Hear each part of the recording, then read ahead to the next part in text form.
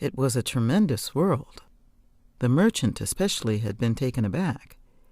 He had known the figures that expressed the planet's diameter, but from a distance of 2 light seconds he had stood at the visiplate and muttered, "Unbelievable." "Oh, there are larger worlds," the explorer said. It wouldn't do for an explorer to be too easily impressed. "Inhabited?" "Well, no." "Why, you could drop your planet into that large ocean and drown it." The explorer smiled. It was a gentle dig at his Arcturian homeland, which was smaller than most planets. He said, "Not quite." The merchant followed along the line of his thoughts.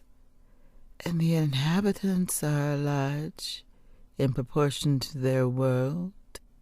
He sounded as though the news struck him less favorably now. "Nearly 10 times our height." "Are you sure they are friendly?" "That is hard to say. Friendship between alien intelligences is an imponderable. They are not dangerous, I think. We've come across other groups that could not maintain equilibrium after the atomic war stage, and you know the results. Introversion, retreat, gradual decadence, and increasing gentleness." "Even if they are such monsters?" "The principle remains." It was about then that the explorer felt the heavy throbbing of the engines. He frowned and said, "We are descending a bit too quickly." There had been some speculation on the dangers of landing some hours before.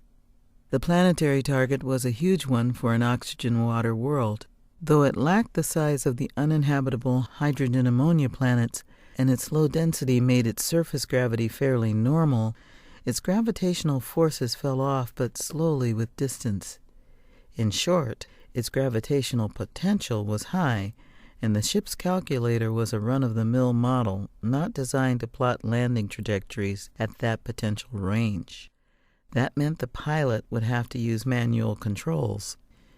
It would have been wiser to install a more high-powered model, but that would have meant a trip to some outpost of civilization, lost time, perhaps a lost secret.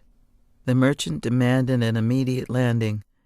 The merchant felt it necessary to defend his position now.